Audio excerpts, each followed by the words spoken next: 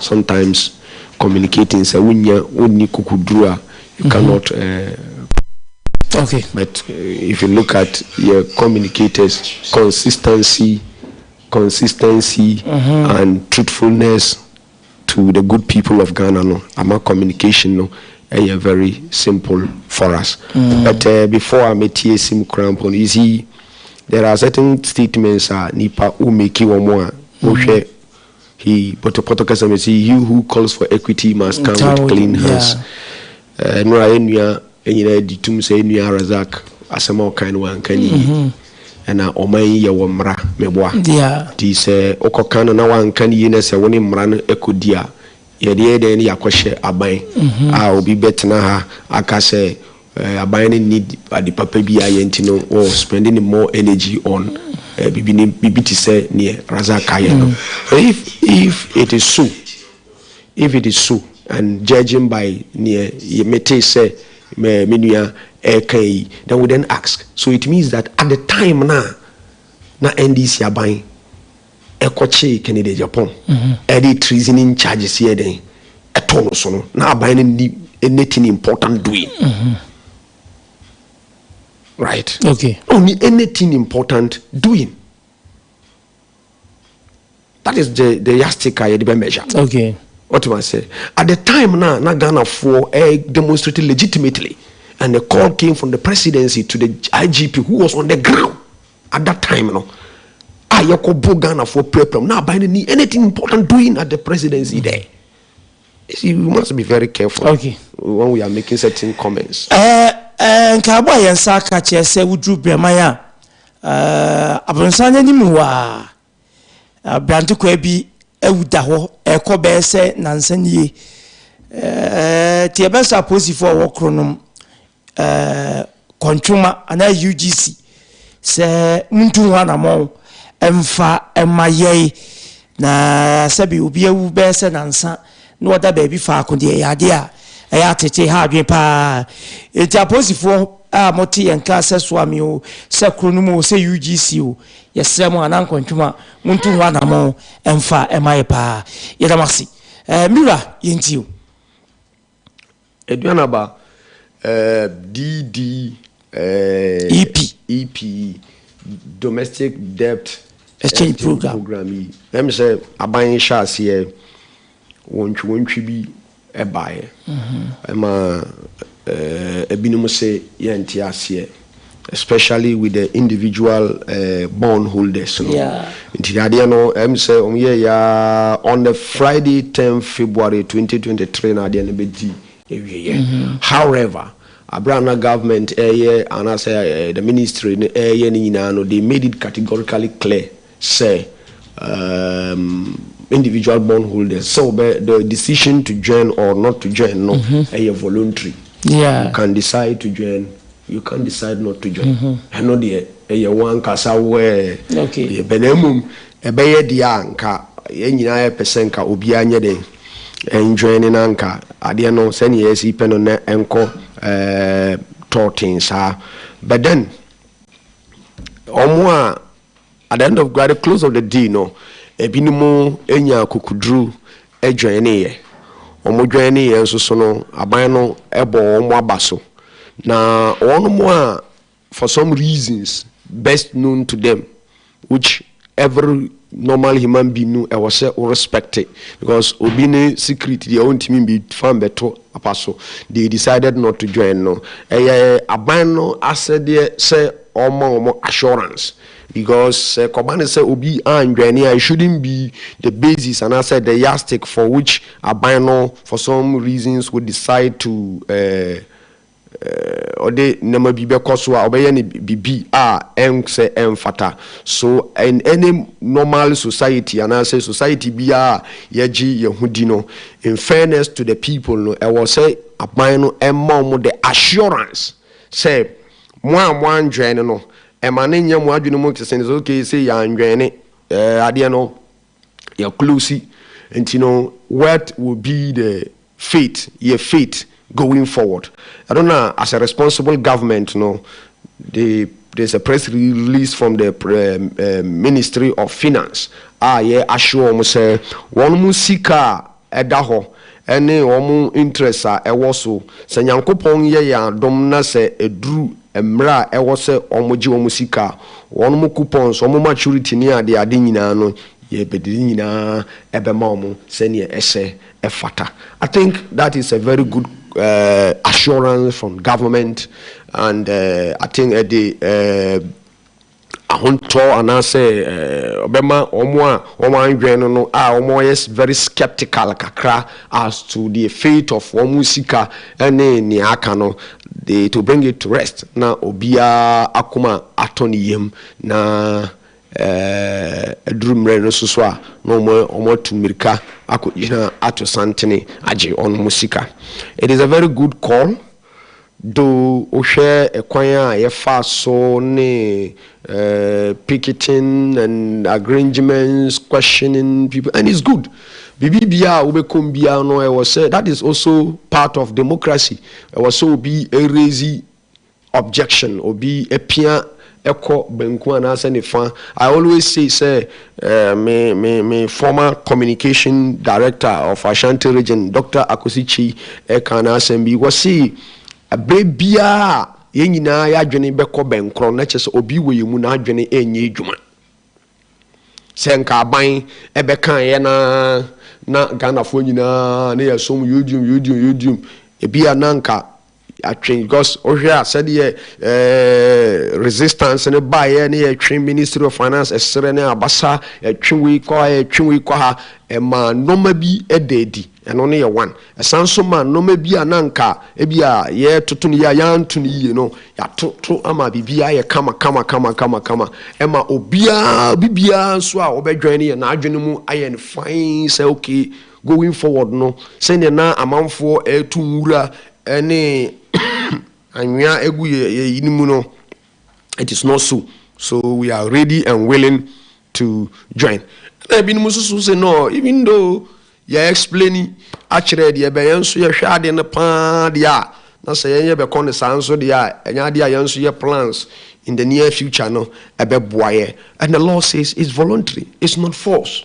Ultimi join ultimi suka say there be media me join. So there was the need, and I am happy said the Ministry of Finance ama no crown panye for them to come back picket at the Ministry of Finance asking for their fate.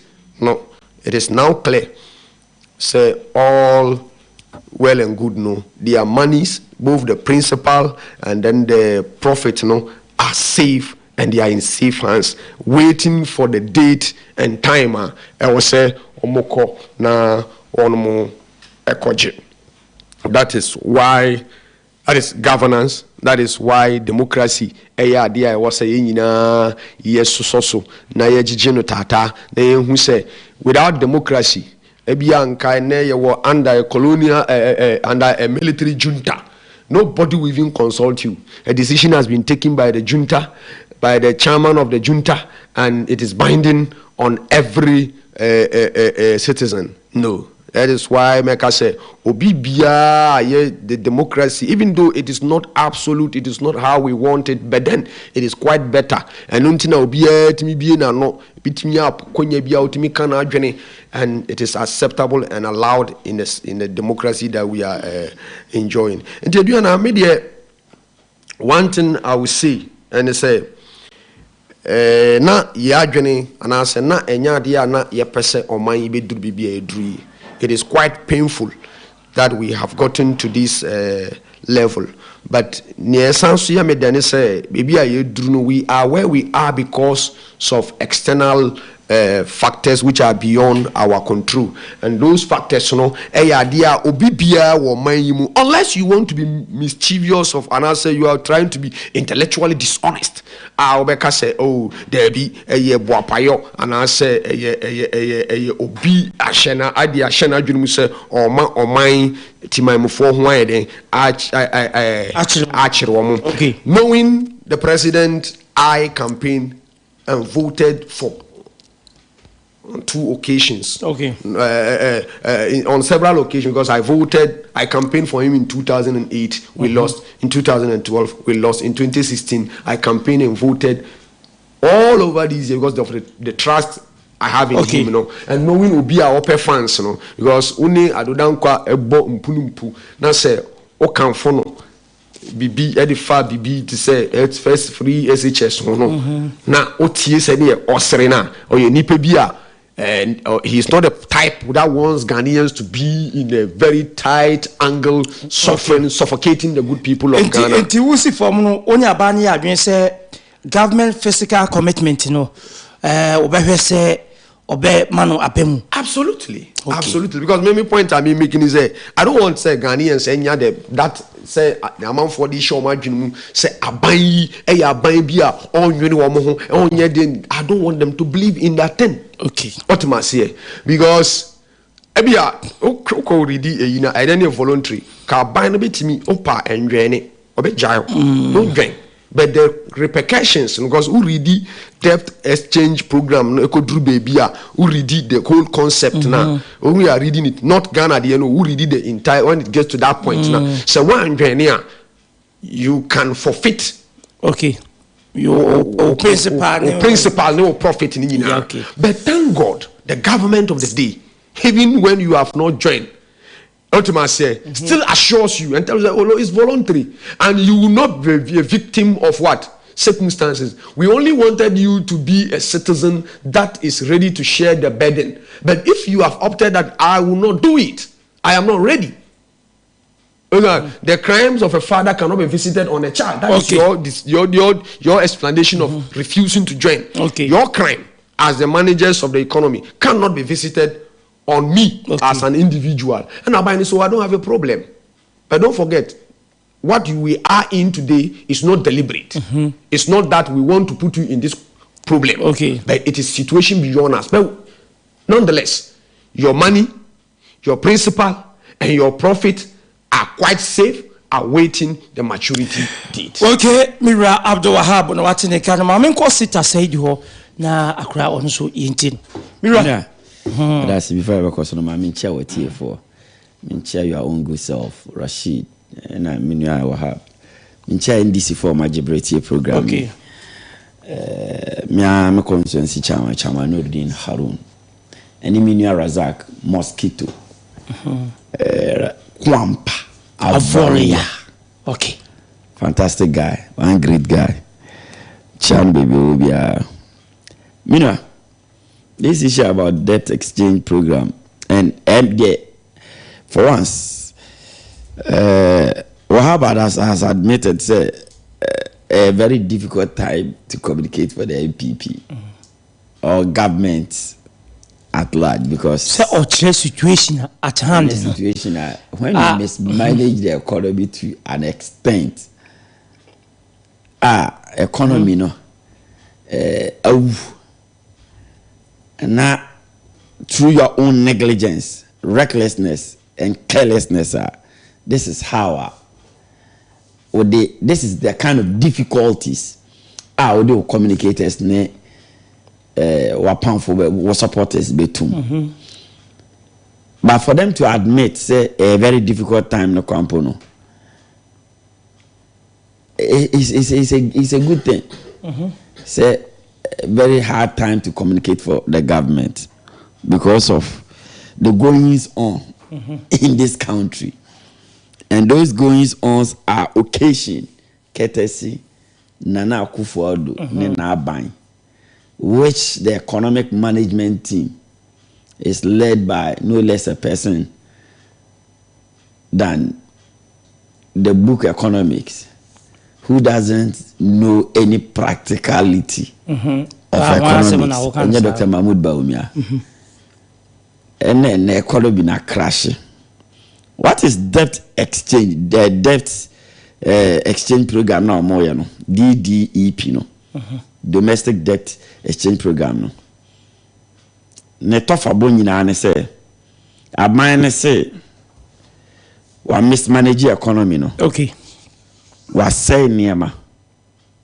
Wa boka ama sisi aye kano kana egu ye konso ni etiri so no. Ebu ye minimum. Nti wa dwane ede no ho ekọ IMF. Ofisi okọ ya na ka IMF of bie omopono no imagine no mama niska no asaba maybe mismanage no and IMFC there be initially na ye mamo terms and conditions I find conditionalities. Okay. But this time round, but your advice say before you can get a program with us, no, unless say your debt is sustainable. And in this case, and our debt is a bit more sustainable, like a 55%. Okay. The same rate John Dramani Mama buying Jama or Momokaso incompetent, no. But Momo, you are hovering around 93 point something %. Into no debt in unsustainable. It is our debt no bit is sustainable there. Then we can give you a program. But either than that, no, you ain't me more program. Into corner options, no. Now here a near ma ubetimi ayama o kana eden aba form aban essence omon nwene timamfo ho omon nwene Ghana fo ho omon very insensitive to the plight of the ordinary Ghanaian, to the plight of the suffering Ghanaian no oba e wanya ba bia amfa ne nsa ankosom et say me nu mienu e papa ye nananom a omakwa ye adwuma amoko omo ahomegiem na omo di omo sika akwakoto bonds essence omo ntimi nya adwuma no sa bonds no e maye ne say monthly crampo no enna omo je coupon na ebeba so no no di ato na aduru no di bi atua ne ba school fees no di bi ayeden ahwe ne nananom. Okay. Aban say me ba be ye ne say se me o coupon no e da so no u benya agi se 5 years. First 5 years, first 2023, coupon rate me maubi. Ubenya biaji se 2024. And also kwa ubenya 5% of original coupon rate na unya no. So upe usika no so aji se spread them out. Okay. And na amafo no say, hey, adabraka. Wo se wo ton wa de. Upe sika de aya de. Maba beto ade no. Na common sensically. So uka say ebia e ka me no na so pese oni me negotiate kwapa you sit down with me na maka kire say ebia metimi anase me ntimi ba so sorry I was say oh ba be ne say no mo sorry say o mo mpene any individual bond holders. Okay. Ebi ti say wo me nua wa ha about hai ba onim the most painful aspect the woman say omo defendi niema we bebre no aban on this no. Most of them they don't have bonds. Amount of bonds. Yes. What a bond? And I saw Nanabi a pension sika come. O papa bi a pension sika come. And without no fault of theirs, set aside on one. But by the negligence and incompetence and recklessness of the government. Now cause over be pass it on who recklessness no edia mama say me bear. Does it even make sense? Sabio nyansa be do. Just say obanso eje mumu yo. Say I don't know mo ye no. And you see the kind of spirited defense some communicators in the MPP they man all because omo MPP for one thing also omo defending the indefensible. Very worrying. Very worrying. Say so when you can find and Jessica aban na de ma omo omo sika and aban floating in bond say me ton bond we for this number of years and omo no aba beto inti say wa mismanage economy no na ka twitwiri die wa buru agu ho wan timi amfa anya be me de so fire kufu or see they should show us what they have done with the massive borrowing. Okay. Or say the blah blah blah blah blah blah this government doesn't solve anything. Ayomu individual, ayomu bonzo.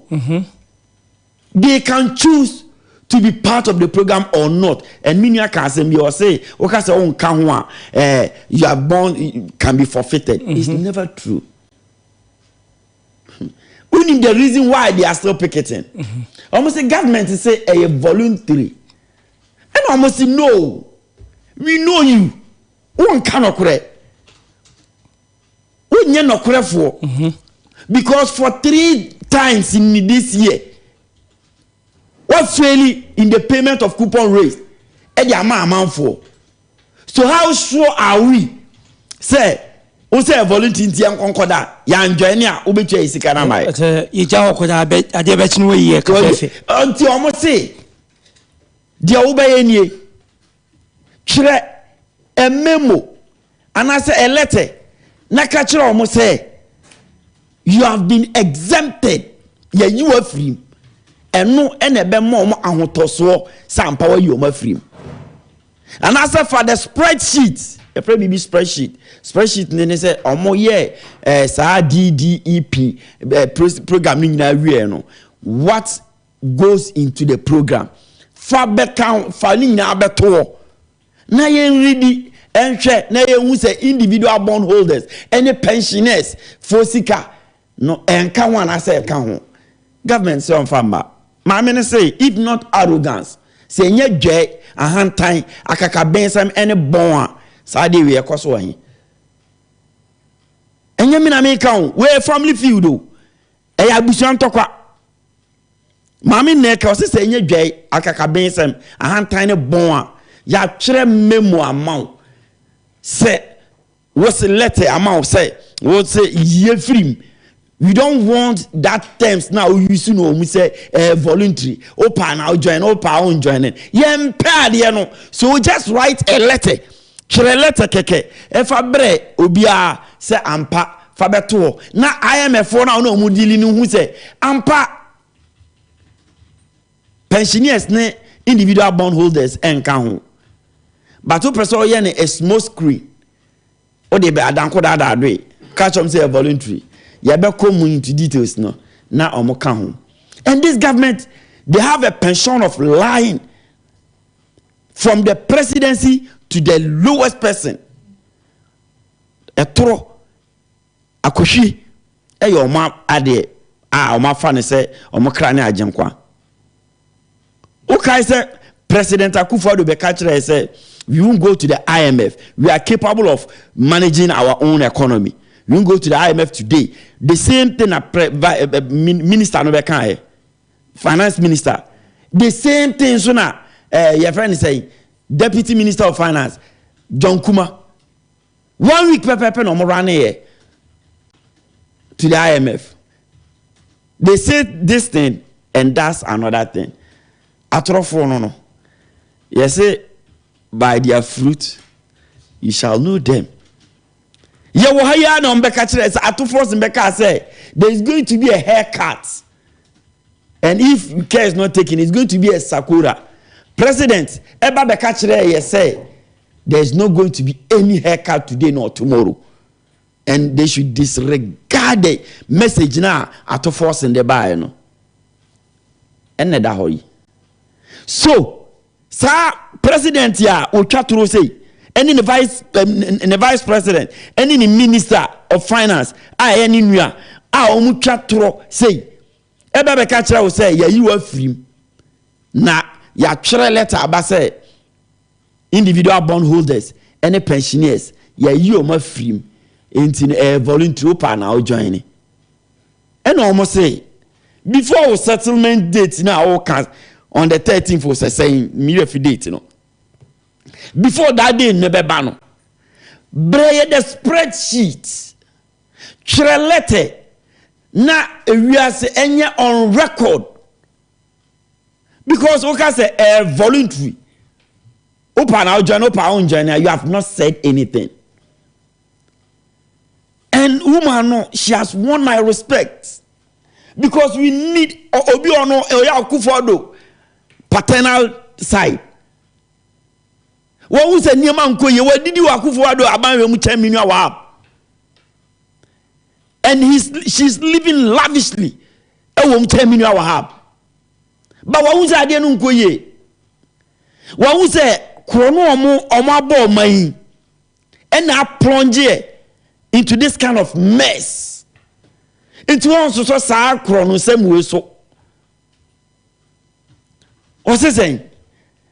What's he gave you a disturbances or a disturbance?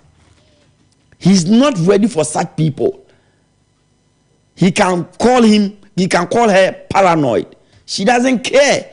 The only thing I own say it's about the lives of the people. When they touch them, it's way me papa pension sika dawa. Me gene ho. Me maami bi me teacher ni bi o kire ma de o JHS secondary school. Omu nya pension sika daho. Sita asa wunni abanu ni abanu nya abanu ni jidie woni mu say say na government physical commitment no oba say obedi so na ebile no so a what wona me be say question me this issue I'm discussing it passionately because it affects human lives. Okay. Ebi awuom, ebi anya stroke wom, ebi tese ade we shock abom mu. It's not about politics. To see for no. Affect papa bi eti akurase a. Omo ba, omo ko peketi wo Ministry of Finance no. Just a minute fraction of the total sum. Tiduzo no wachiri ho. Tiduzo no wachiri. Obi obunkrugu yoyo, obi o mekuro mbanda, obi o wanchi, obi o summer boy, wontimi mba bi. So far Akufo in their capacity to help them. Aban this year coupon rate aban one timentua in this year is about 3. One timentua. Na sa aban we be catch will say you are be rest assured say o principal any coupon rate no. The principal no intact, the coupon rate no, you bet you amount based on the terms of settlement. And you believe this government? Okay. And yes, I buying led by the same president. And never catch me no me and you say there won't be any haircut. Okay. And you never catch you. As at when I had to force the catcher and say we should be ready for haircuts. Me, I'll advocate on any day for the lives of the individuals who are involved. Government untimi nkobo obosia emfa sika no ntwa wanum spedede en say sika no to this magnitude. Okay. Na uwie ya wo sa ba be ka se omo sika da ho. In any case, this government let's not be oblivious of the fact that we have given them alternatives, but they don't want to take. Yes, sir. Trim down the size of your government. Okay. Oko CEOs nibia or more deputy CEOs, your deputy CEOs, 2 deputies mpo. It was at the CEOs of the CEO for baby offices. They are living at the largesse of your minor taxes. Go to about 1,000 plus presidential staffers. Do you know how much they are paid? Presidency in Kwa, your budget are moving from almost 200 to 300,000, 300 million plus. Who live like an Arabian king, a Russian oligarch. Okay. Now we say Yesika, when you are told the plain truth, you say, "No more sorana muchaya yampia." Na unikasa yankaje. Uko ya teki ya na tukai. Asasi e kasa ye no. Ene ne fo ma konkron ni. Nyame su di tumi esu pa o. Abo akraman wa she from 9 days. 9 days. Won mu yi no, o mu yi ni nyazo mu maninsuo no. 9 good days and akraman. We ne ba na asa kraman wa me. Ne ba wa she asase na se 9 days. Which is true and that's all. Brian Facebook page, 101.9. I think I from 101.9. Never heard. Krama was as 9 days when you do one. Also, no bonfire now. I think I was 1.9. And you have forgot on him that you buy your to us. He wants. What's a wedding easy? Oh, you butu ankasa. Messi, Lufat na wajima were you? Hey, malaria drew Lufat. To my wedding were your hospital. Sister, where I imagine there, few hours to my wedding. No Monsieur Semu whom I shepe. Minketa was a mikuni. My husband is sick. Hey, Jamo Tornado. No, but no, what's the water test positive for malaria? No, never seen one for ambulance. No one. Up ambulance. It's not a bicycle. No, nothing from Kakabo. No, kick. Many wedding gonna me make up Nina. Sometimes. That's right. Nearest pharmacy. So one meji Lufat.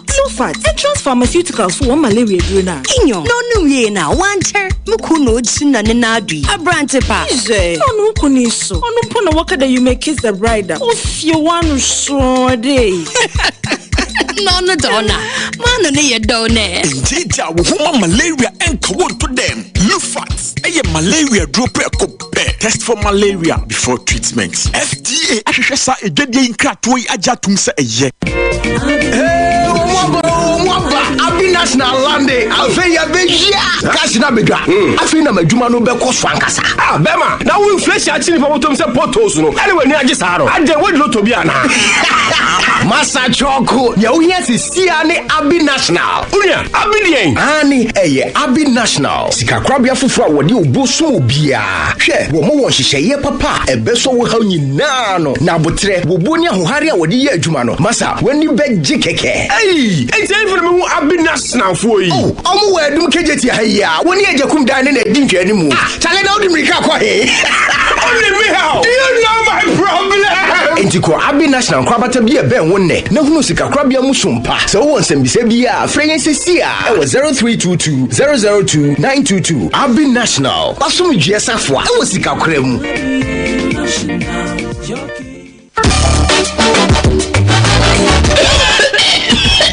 Wati yayo mimi de odo enua ne bikunu enku sei enye mekunu wanka no pe me shawo damage bi papa kosto be si ha manu bi enkode nyina nu bi ame we nyina ko woda so bo wa so dinti wo se dem enti to binti pharmaceuticals cough syrup power dia bi enti wonte ye wo cough baby enkodan toto fewa ebro wo mo ebra wo bo wa na cough child na so de enkodan enyu no ebro wo mo wo mbu ahyeso wo mu a esie etu asie na cough adult de empanifo de no no na cough family wo pagidu etu akoto binti pharmaceuticals se wona cough nansa na wo ho antowo a ko hu doctor cough syrup sadia miriye di wadanse die masum se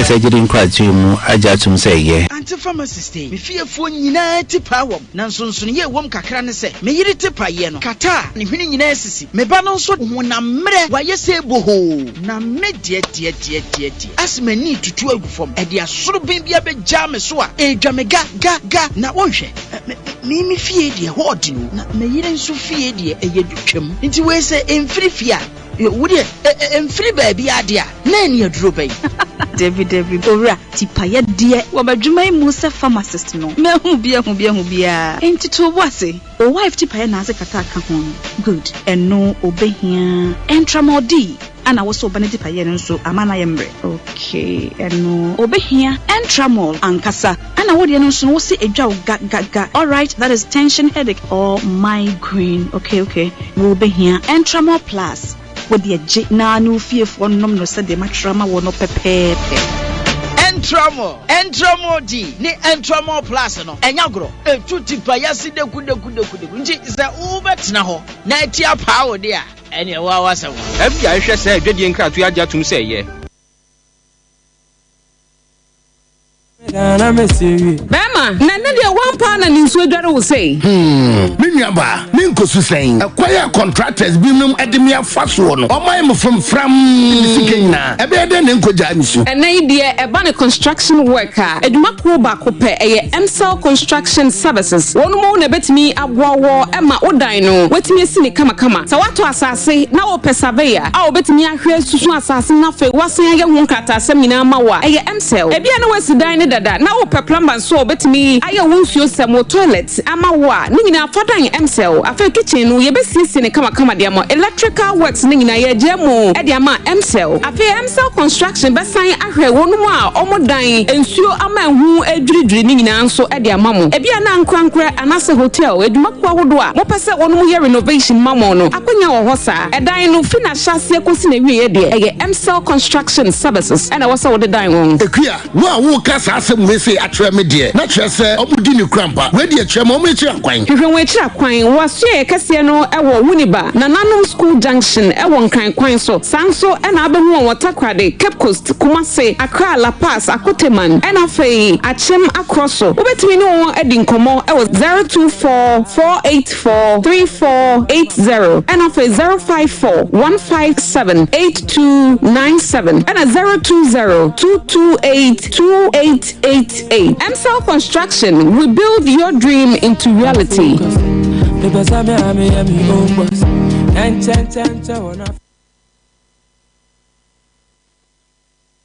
Ahaya jinkwa 101.9 kasafidie so onpesu aso ti se dwumedie na yesin konwa ye de everywhere yes to be live e Facebook page no ajinkwa FM Kumase 101.9 kasafidie so yanko na yantoa so Mira Wahab yanhwe gold for oil D na ne bota ye nya ne se ba beboa ye ama dollar ye de kokoto from wo emi sika cedi no na ho de kofom no tuo ba betwa ama ya de ho na minority leader ato forcing e the revelation bi aba abontene na dia woche ne se edi nkan sika kra e de koto gold no a yesi e de koje oil no ye nya sika no wahen o man na ye broke o man ye sika ye de nya sika de koto gold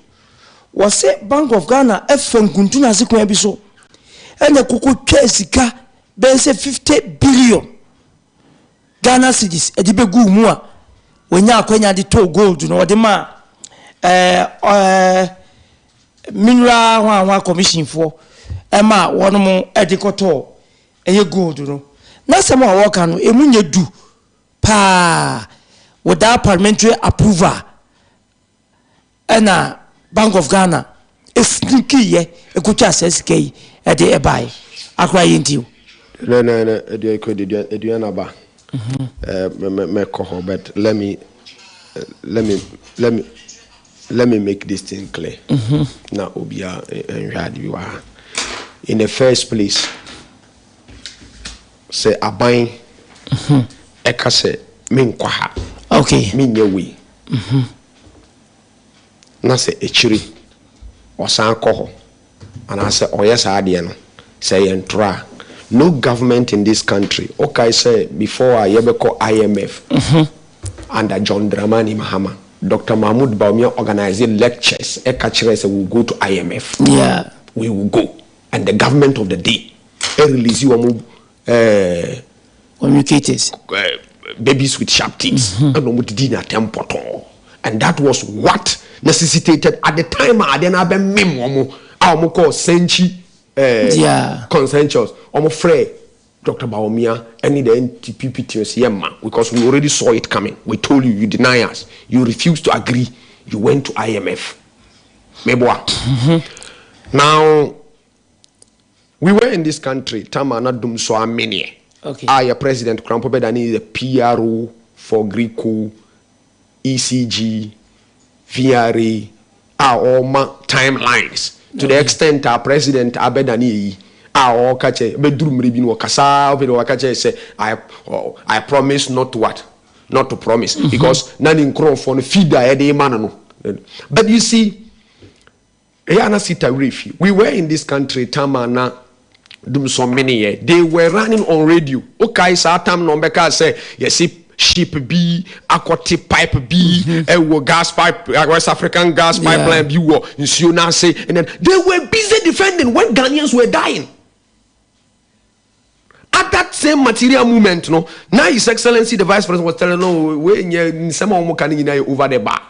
The government is not getting he's not ready to spend money to buy fuel to fuel the existing generators to power us. It's as simple as ABCD. Meanwhile, at that time, you were running around, defending. Did you say because we failed for 4 good years, doing something, you were defending? Were we not in this country? Today, we normally say that, well, I had in Yajitum. We were here when people were assembled by Baba Jamal. Ekachram sa mubana say akokwa monka say udwan. Sa mu udwan monka say ntwie. In inference no, mu respect Ghana for bako. Mu try and throw. So let's not try to be angels. No. We are saying that we are speaking the truth. Okay. Until say ya betena na say defend ya. In the first place, Majitum said the system is hot. Right. So what else will you say, I am defending? What lies? But you guys were taught how to lie to Ghanaians by a whole minister of information. Ediana, there are some people in NDC. I don't take them serious. Oh. Yes, I don't take them serious. And Obiti say Atu forcing is part of them. I recall last 2 years, or say Ghana for buying last year or so, a buying printed 22 billion Ghana cedi. But the Bank of Ghana printed. Emma Bank of Ghana for P beka chance sama wakani nyina so bi nim. Ena ene so wasan ba be enra so wasan be kan baako na ti wase Bank of Ghana printed secretly printing 90 billion cedis. Na or say omu printed 40 billion between 2020 and 2022. Yeah. Nantra utwaya me nwanwa or say this year alone. This year 2023. Just from January and then 15th what February or see you printed Bank of Ghana printed 50 billion. So clearly it tells you that at forcing or can't sema you don't need to what waste your time on him. He's one of the guys in NDC, Omaton color TV. Akoto black and white as the leader in parliament. He's spewing propaganda. What am I saying? Now, talking about corruption. Now, you see, Mesanti say, or can say, Sika yedi koto, gold that, your friend saying, your friend saying, na ekwaye gold for oil. Or see the cash in ekwaye den, and a kotoye. Na enye gold. Another demonstration of just only all year parliament because this is I am coming, and this is why I want people to get it clear. Gold for oil project ni nyina sa yina ye koye gold for oil aye kan in 2 phases. Since when the bay 2 phases? Oh, to boy be anaba.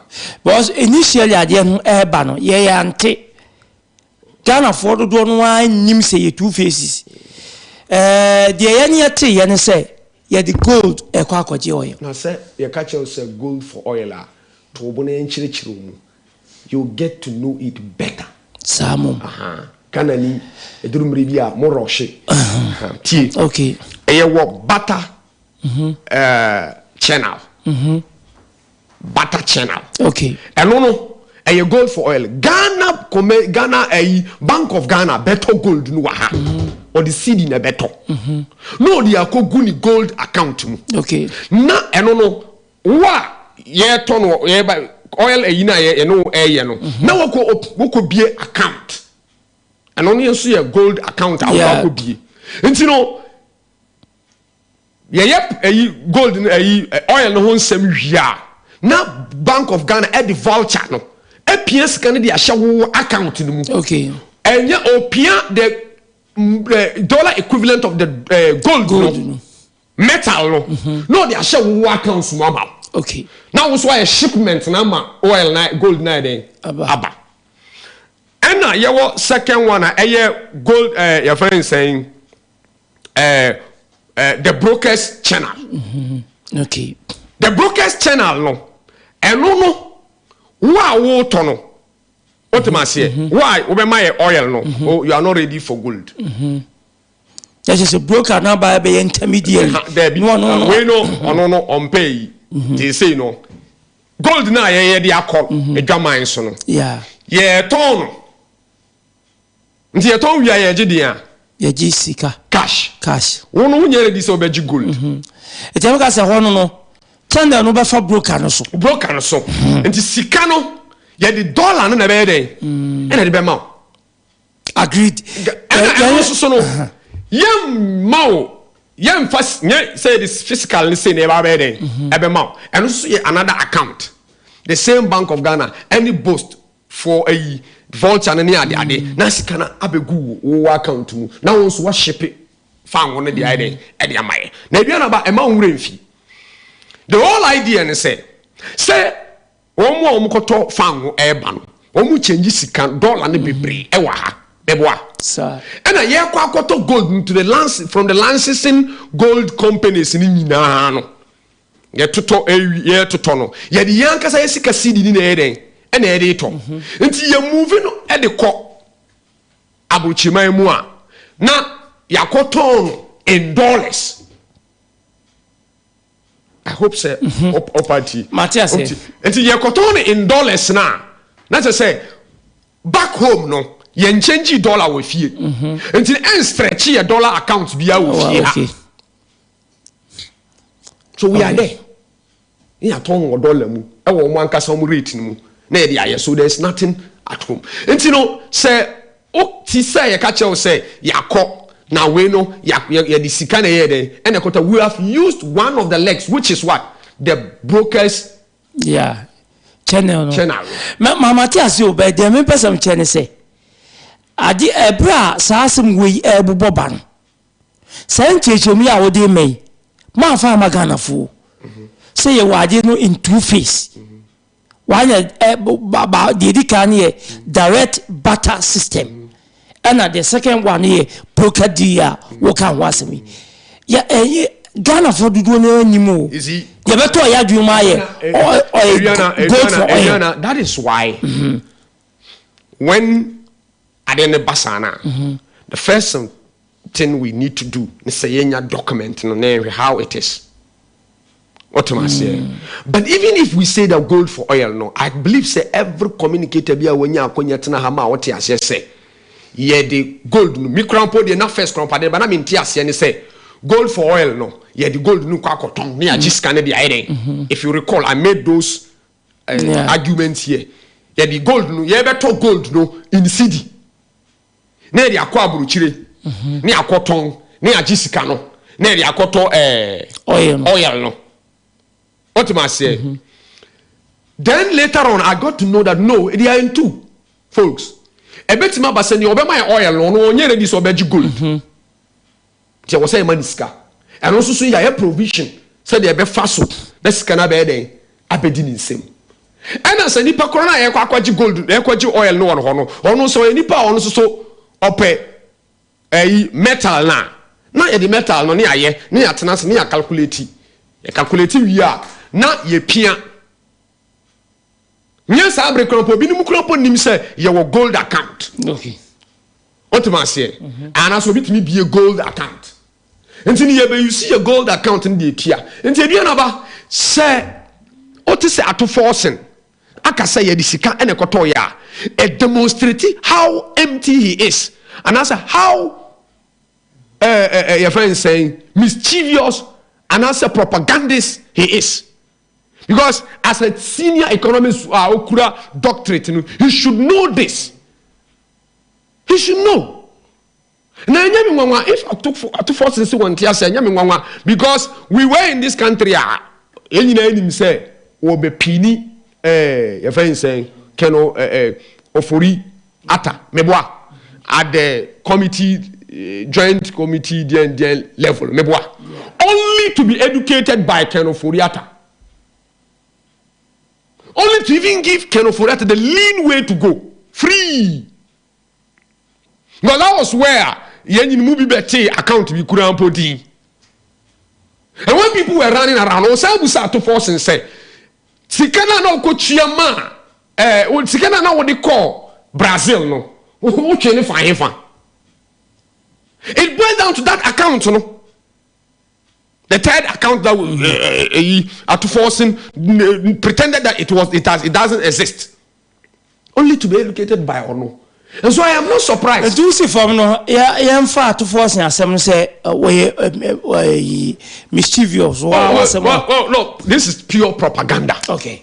Propaganda at its peak and palpable lies, because say in 2020 to 2022, 2020, 2021, 2022, Bank of Ghana also more printed 40 billion Ghana cedi.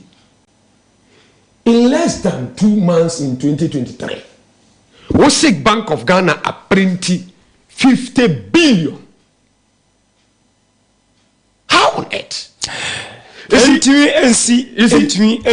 can never happen. Abdul Wahab at the end of watching him. I'm going to say to now crying team. I'm a very sad person this morning listening to my brother. Our only problem in this country is the MPP and its communicators. They lack candor. Or more like a candor. Yakasa candor no credit. The only said they engages in petty rationalization and equalization of issues. If the thing happened yesterday and you complained about it, better saying he said it wasn't good, and today it is happening. Now you are going to use the past as a justification for the recklessness, for the incompetence, for the wastage. Did we go or did we come? As for mine, say nature of mine. See, a nature of mine. It is a President John Dramani Mama. Let's assume without admitting. Say in 2015, 2016, okay, I say, young call IMF. Later, I know I'm called Senchi. Called everybody and look up what yes, I said they invited us. We didn't go. And you call yourself so a patriot. Old Ghana. Ya fro se brane yen Ghana. Wama. And then no cry a call no. And no saw the transformation of this country to adapt to GDP. Ye free abansune ye 55.6%. It saw the development of this country. Who serious say ultimate now justification and comparison of sad see or nantino and no notice a more be a na news and normal. How on earth a communicator like of your statue partner who engage in this kind of petty propaganda? Goodness mercy. Yes, to this country. We have a country to develop, not a political party to satisfy, even if the political party is going wrong. And next baby o man yakwa kodru. And next baby o man no yakwa kodru. O man tete apansam. O man say. O man nya wa reho kakra. O nje ga na say o. Na me na yesa me ka kire o. O so ma wo reho. Say in 2016, Obika said, is it not true? Say 2015, West African gas pipeline, no, it's true. And no crowning, government no papa bad admit it. And you true it is NDC Nico Case, and no and a cow, and the Maya cause our situation room, and no the force way, and my BA at your gas. I mean, say with the situation now. What was wrong with that? Can you use that one as a justification for the incompetence, for the recklessness, for the wastage, for the insensitivity? Amudiye komune. Aminia. Nadia Jack. mero ahuye as a Ghanaian. Ghana ni bia otie me bia ora ho papa because MPP for makwa koye say aibi say enyu mobile defend it just to be seen defending your political party. You have gone past that stage. Mama elevate at the kakra. Adianaba, this gold for oil deal. I mean yat ha. Kasa bibre ba kan nyina ayampia fa. Atemdidie fa. Inconsistency fa. Me say ayampia fa atemdidie fa. Inconsistency fa. Wa didi Dr. Atufos natem. Wa to ayampia. And on in his quest to educate you on how the gold, the process, gold for oil, no process, he ended up confusing his own self. Wa confused on one humpo. Adianaba, or say Dr. Atufos and Kanokre, Adena, or say Wakoka say Bank of Ghana. Apprentice Sikana Bank of Ghana buy a bit deny. Dr. Atuforsen will go down in the history of this country as the most credible economist in this country.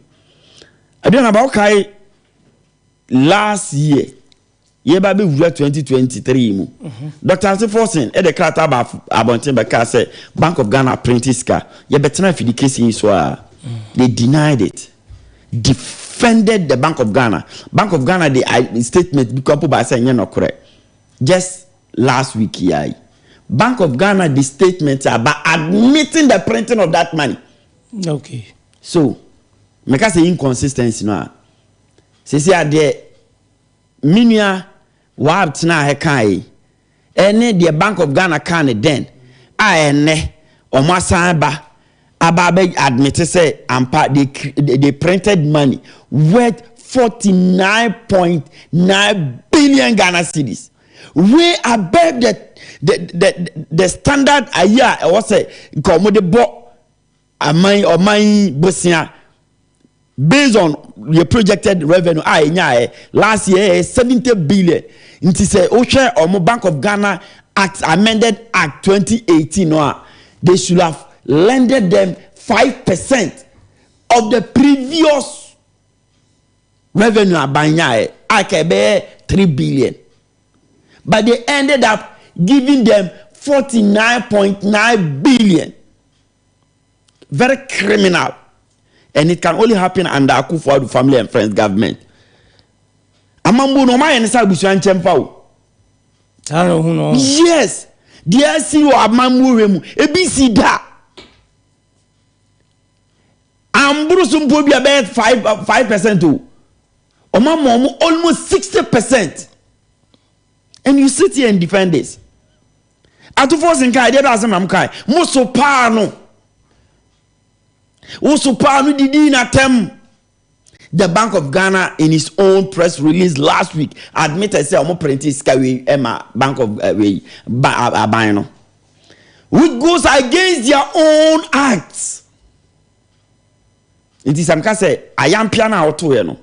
We say so I'm man for so. Atemdidina udino no. So I'm man for so because he has been proven to be credible. Inconsistency out na higher concerning the gold for oil deal no. I can say bon tiasie. Listen, winning say aban gold for oil. So ba onya video ni bi oho. Me pesa mo bo.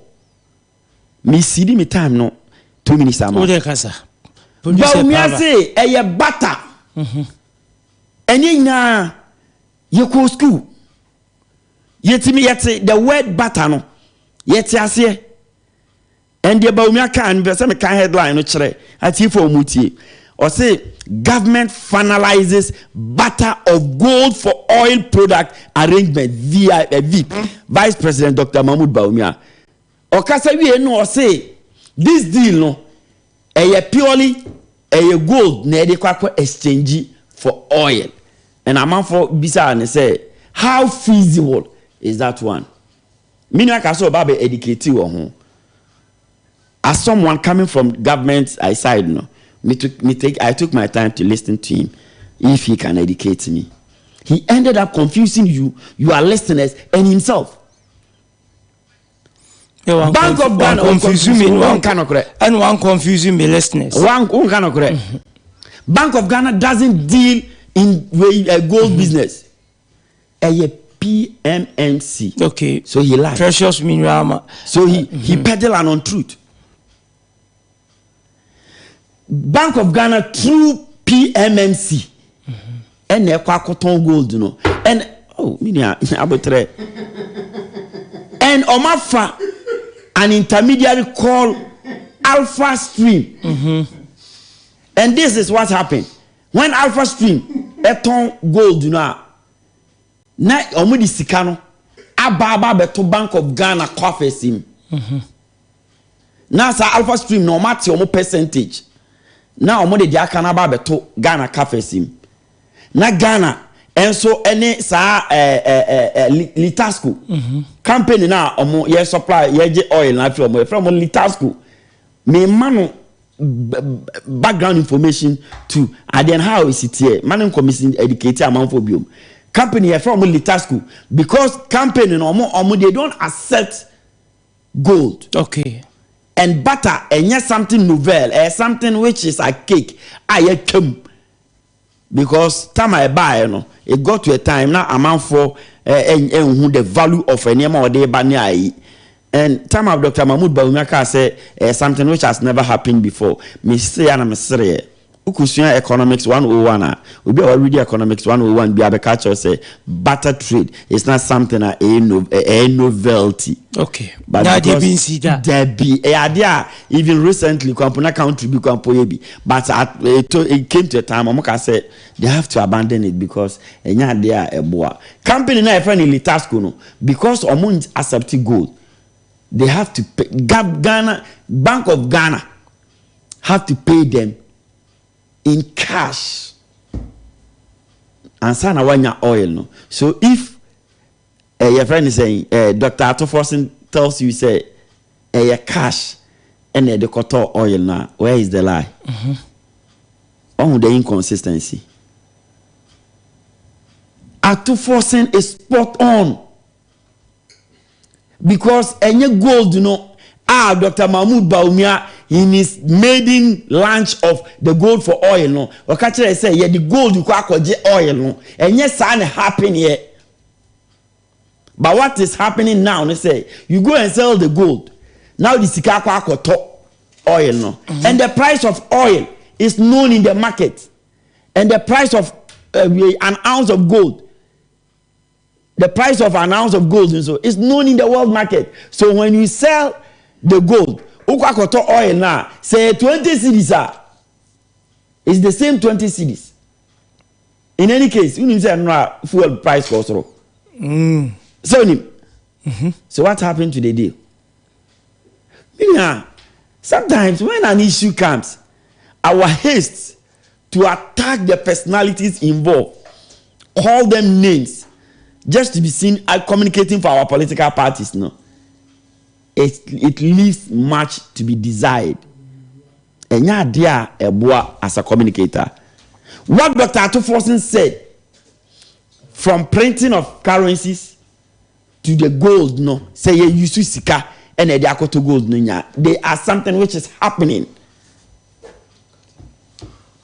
And Bank of Ghana no own statement. HRS say in 2021 alone they printed 30 billion Ghana cedis to the government. 2022 49.9 billion.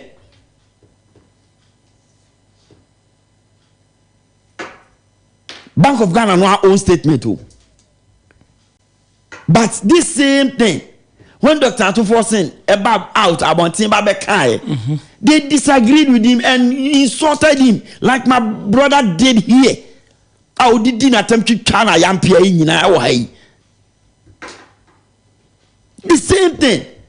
Later, na Bank of Ghana no ababa admit it. So me person me bisa minua wahab. Say Bank of Ghana statement no mo ba say or mo de ba out say they printed money for this government in 2022 49.9 billion Ghana cedis no want yana so nim onte and so pull statement no Bank of Ghana for you know omo press statement release no farmer no read it so time o kan no na Bank of Ghana usi for when you to force ya adwen masa one to force na nya adwen a na say undo mother Ghana because this government is capable of doing anything. The only thing I buy way ain't me so mbesisa bema ye no oba but e ba krono keta seshe dream proye kan ene niema enkoye ma ebeko enkoye ma ba oman na ebeko ya ma omubotom de they are very good at it omu ya de wo ho so gold for oil no indeed we are using cash to buy the oil. And Bank of Ghana is selling the gold, is buying the gold through PMMC from our miners. No more use an intermediary, a friend Alpha Stream. Okay. So Alpha Stream na cotton or more tonwa next can I hit your account with through Fidelity Bank. Either Fidelity or Cal Bank. I've forgotten about the banks. Immediately, I stand to be corrected.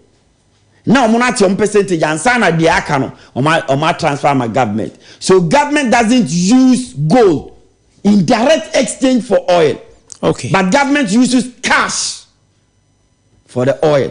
So to force one he has never heard unless you don't understand the issue. Okay. I know I am Mirasita Seidu. And then I'm Mr. More.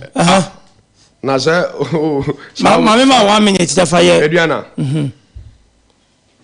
The brokers channel, Bank of Ghana executes a gold supply agreement under which it sells gold to the gold broker, which provides forest cover to pay for the petroleum product. Okay. The gold broker buys dual gold from Bank of Ghana and deposits the proceed in Bank of Ghana's gold holding account. So they now can. Now, in the first place, company being who are ya man the right on one the supply your oil. It is never so. So obi bia catch say your bank wey dey kwakwa dey it is never so. Now for me obi a what na condemn ya catch am say me propaganda as a colleague senior communicator like me. For you to even come and sit down and say Bank of Ghana enter gold. I never said senior communicator. Okay. A good communicator. Good. A good communicator like me. And then Tobo, I'm happy you've corrected. Oh, you have corrected me. Let's move on. Let me show you something. Only to turn around and catch them and say Bank of Ghana and Togo.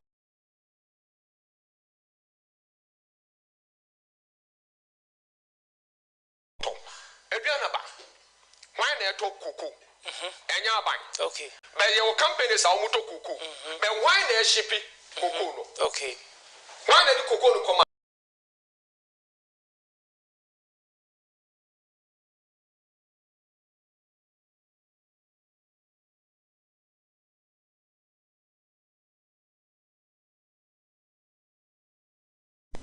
And he goes under government. What am I saying? So in the first place, what as a Bank of Ghana enter gold? Then you said another group, and never call to gold. No, no, maybe you faso. Eddie Abesha Bank, Niakano, no, the Bank of Ghana. Into the end of bank, I thought you would have said it's a company in there to your own property. So you don't have to come and even grab in. Now, secondly, Mami can't say Minchiro. You see. It is true that, let's assume, and even agree, it is true that pipe, West African gas pipeline, under your regime, so there was no gas flow. Let's agree. Right? Good. But it is also true that this government, this current government, supported by IMF, supported by World Bank, and even other bigger countries in the world say the world is in this crisis as a result of COVID-19 and your friend saying Russia-Ukraine war. But that one, you don't want to agree.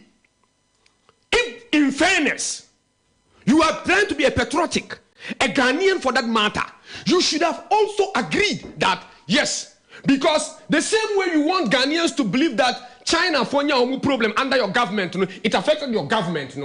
Now you alone are right. When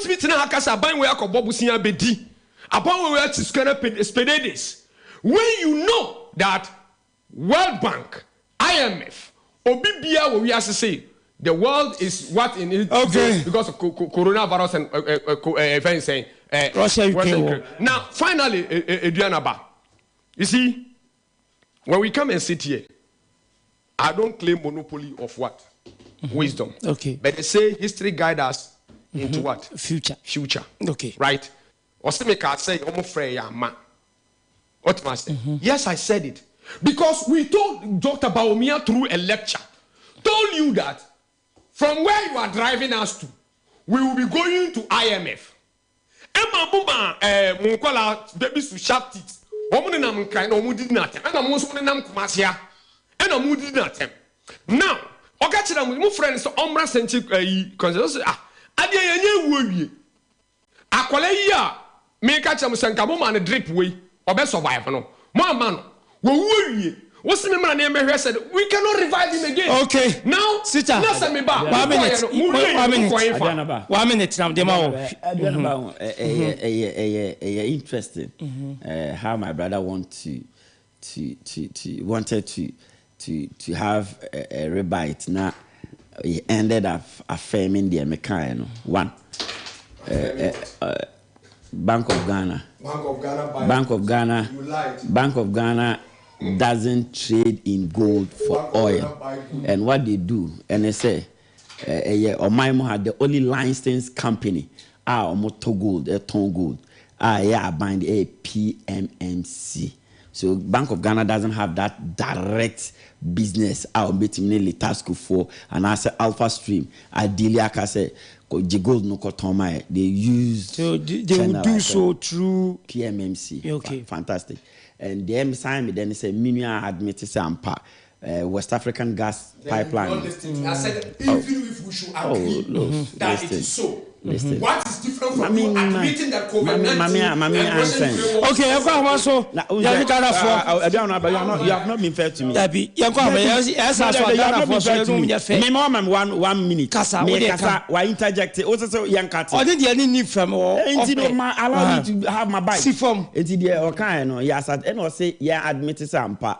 COVID-19 by COVID-19 who in this world doesn't admit say COVID-19 by but the only thing a woman say or mining COVID-19 hit your mono there have been a proper management of the economy. Okay, I mean the economists grew oko the likes of Cote d'Ivoire and Nigeria they are picking up. Okay. But the or my Ghana man say through mismanagement, recklessness, and our pension to consume, waste our taxpayers' money. No, Yenyasika almost $6 billion from our international bodies. Ye babe fight, ye de babe konyare no. Ye akufo aban ene ne nkrofo adisika ni nyina. Amen. Yasa kwa kosham na donkum. We admit that one. Okay. Yeah, Jitum. Yakwa Humano so 0204905655 0596248959. Pacho, who did baby our cassette me pacho from Congress, me cassette inside so. Well, yet you shall boko dear. Minyabema inside so boko. Mamefa kwenye weto, na membo lawyer Evans Amankwa Abaso. Papa Yoba Shanti Regna, NDC legal team on lawyer chairman. The NDC ya lawyer Evans Amankwa, and can you movie, and can be the Ayeda, and can ye. You catch a video will be a minister, Nanya Mintunkom, and Namia, who could know what to go to church, and then a mosquito other thing, lawyer Evans Amankwa, minister. Let me tell what's up with it. Dr. Cobrez for the Obia Memana, open a yawa. Nana the down call my own to you. A Yanujana Casa and Ubezi. O man, you know, as a cross out to whom not a band like some party, or better with me, woman. And I mean, question said Mahmoud Bamia, the president, Mahmoud Bamia, wo, and $1 to sit in a thing. And the gun and cook of 40 can a model for what you but you can watch them. And the Yamami phone cook for them, and the demonstration Muslim here. And the demonstration from 2012 to 2016, Muslim get to Okuma. Congress, yeah, step at your team, maybe I can say for Adaroma. Hello, Pacho, and maybe I can say free. Hello, Pacho, maybe I can say free. Pacho, what on say? Mira, me we say we are. Pacho, who can show when you can see a Pacho, me so fancy Dr. Mahmoud Baumia.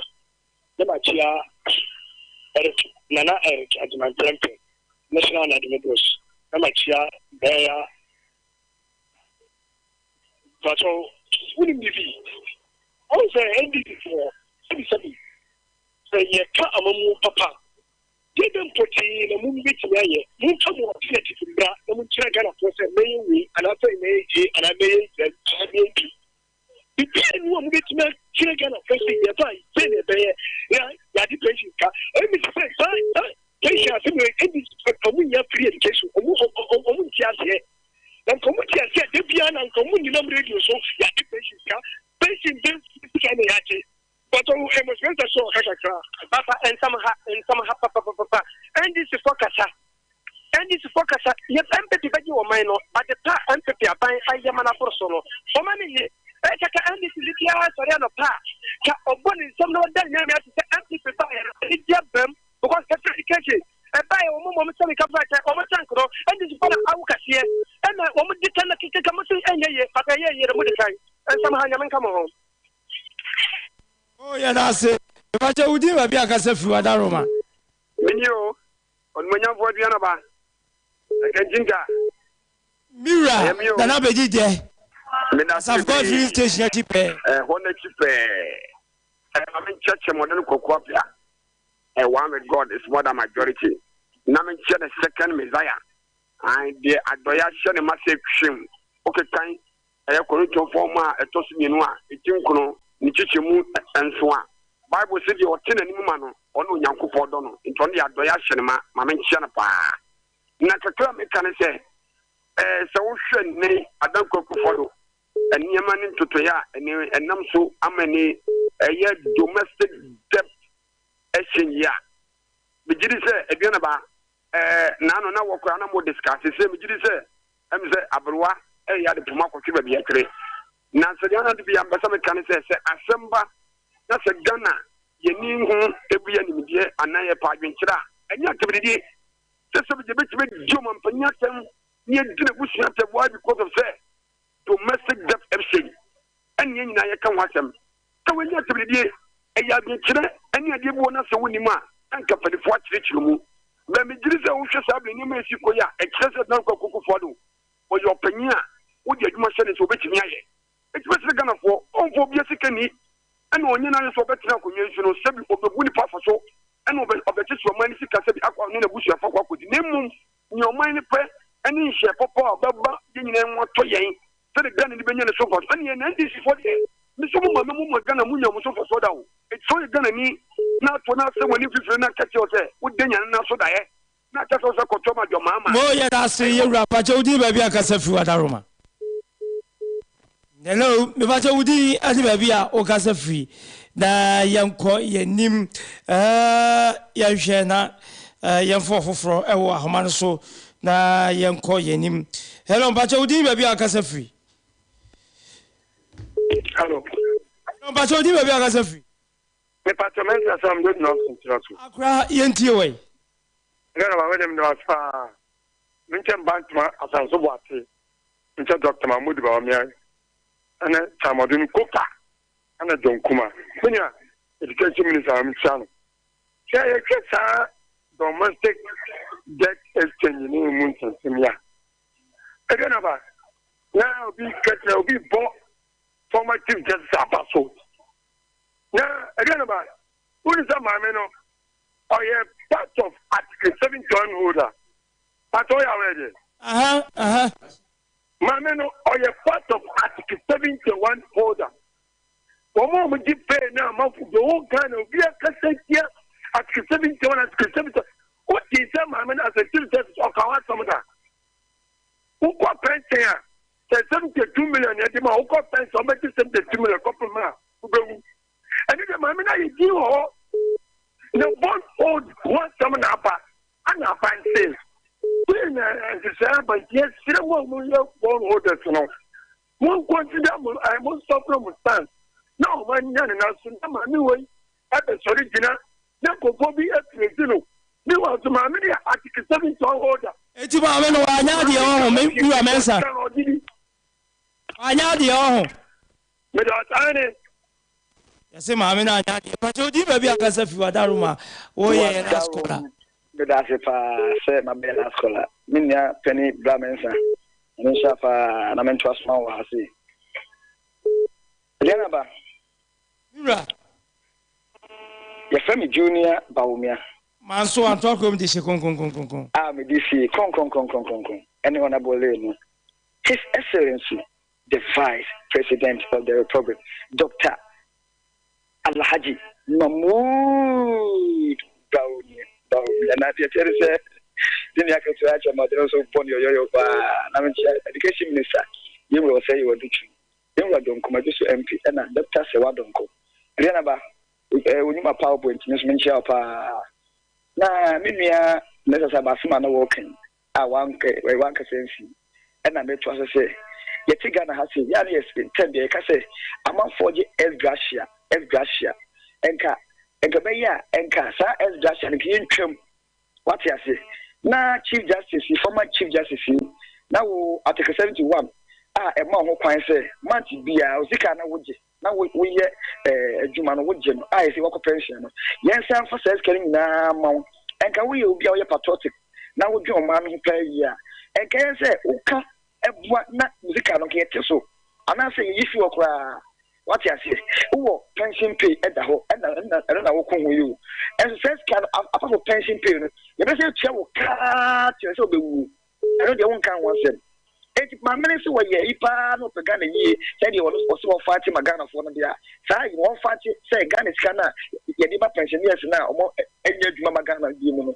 Yen, and the business say where ye citizen papa or boy, let's say Ghana for. And I think my team say, another father, or buy a quite party. Why are quite?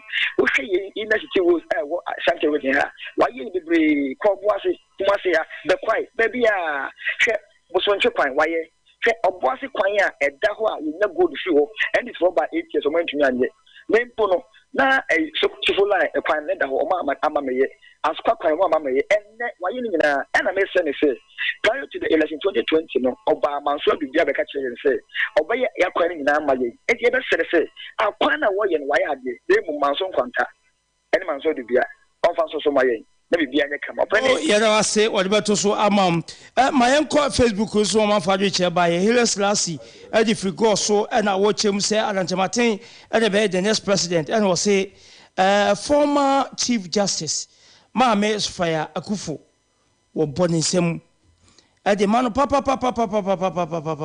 ewo adwuma wayo na wode boa pensioners no wase ye yikwa na anka wodan ya wose contractor wo ya de mensa saba no sinteso e no se dua na ba besira wa NDC ni no wo studio no bona beti se de wo kika ya wo kwa wo benya se John Dramani Mahama na ye o mampania asa wo ha we nya ba ya ko de Ghana e be fa fan wase asenso bo ache ni Dr. Mahmoud Baumia watch ya mo agwa kwasi ewu taxi driver and was say 18 MPP be so breaking the Alan Kudjo Chematin and betumi e de won abie e breaki etimo obi anye mistake was so hwe free Abreport Junction that way a champion pie bepo ase na was so hwe free it was a good morning show Atenka Media Group a champion ye chiawa no pay when be passifo enyina we bo watin lebehi and was say NDC ni baby at the Magana for Tigana Yamiani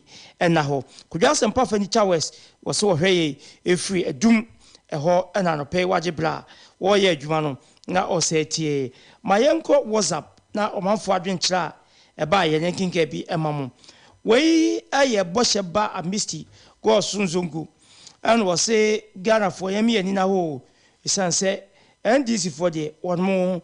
O mark on propaganda to future Guinea area Kusi Central Market and was Sakama Penny John Dramani Mahama.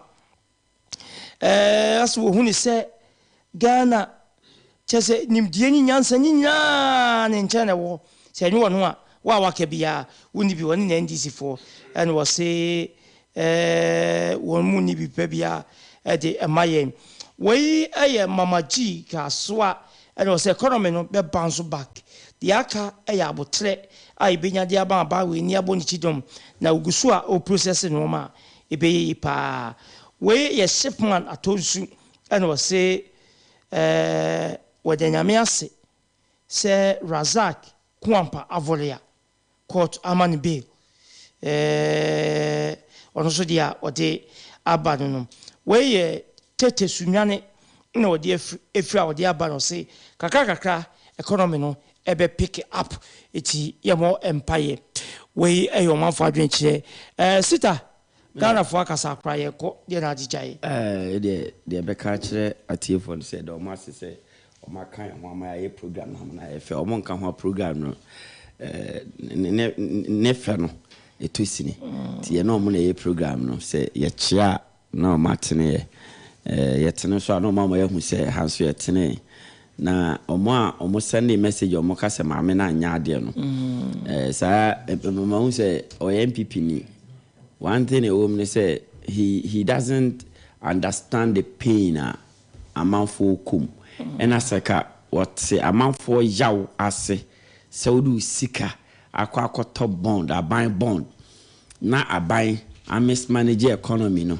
am economy no we running it to the ground na opesa o use sika na ne komu hen ha na wo ko cha wo chirimu a eno no should tell you say abano anywhere nini ye minji dise ne maami bi ne nana bi ne papa bi is affected by this year kosi and a former chief justice Sofia Kufu, she knows better channel and or can sembi Sofia Kufu can sembi was say no she's not doing it for herself but for the suffering Ghanaian nipa no yaudia amanfo no ekom no enti no it's not a matter of say article 71 holders ne and no it's not a matter in dispute obi atoke against both the MPP and NDC yes here amend no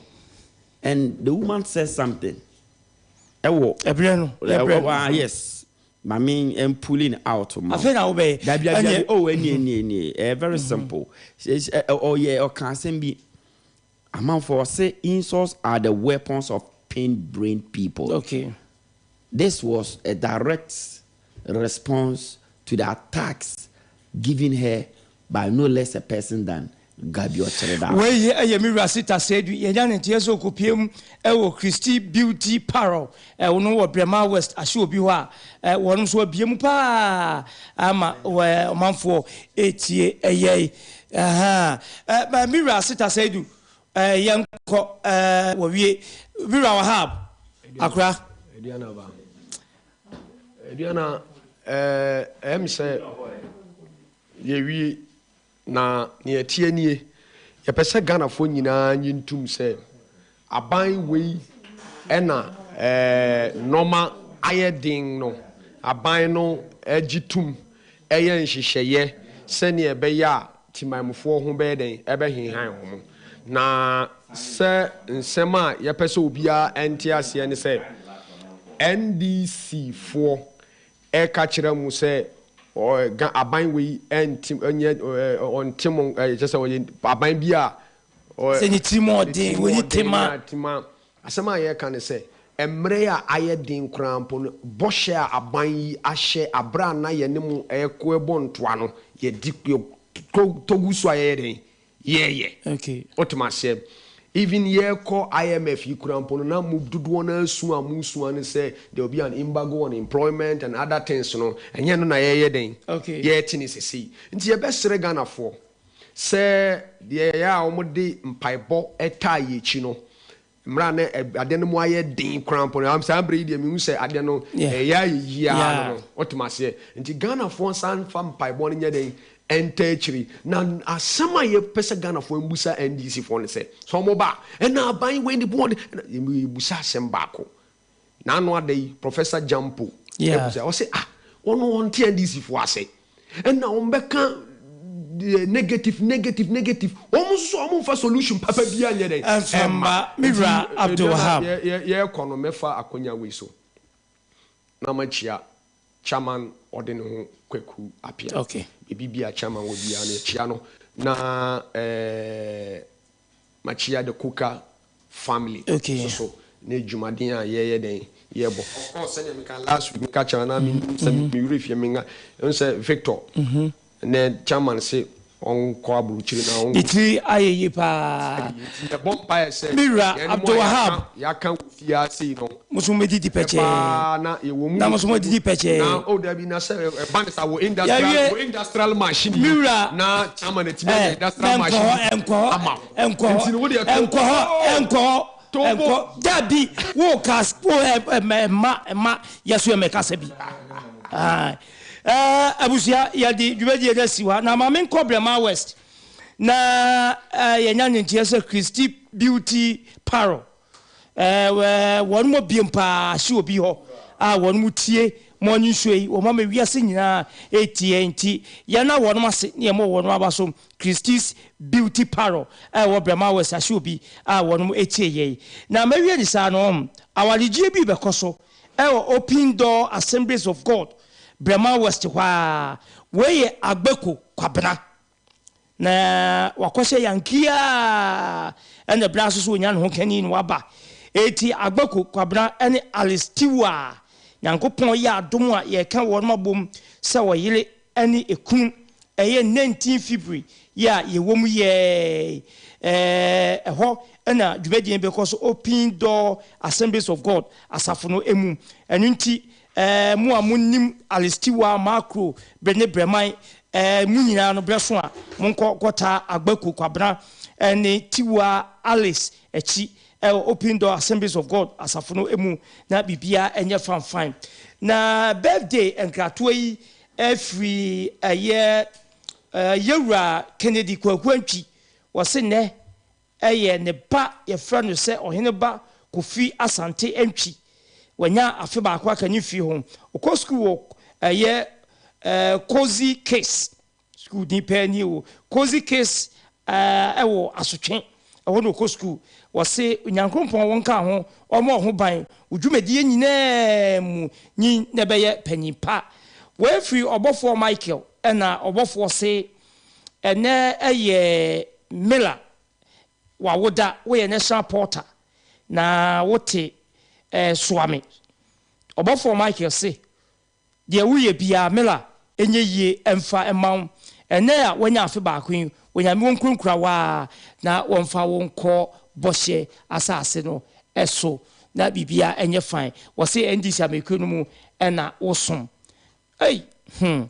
na we aya wodedi nkra to free sakode of the Pombede wose message Janet Ewua MPP women organizer kwada so ene wa woda maame owo me wo ba sakode peprase onyankrompo wonka ho wonu ni yie woni suade hu amanwesemu asetia na ablabo mu nya no enkoye emfa emaw abusua ye de mosi ewo aha ye sore ama DJ BIs ato aso amaye Mrs Kefosu maame matese ye so ho mfawo ene odonfo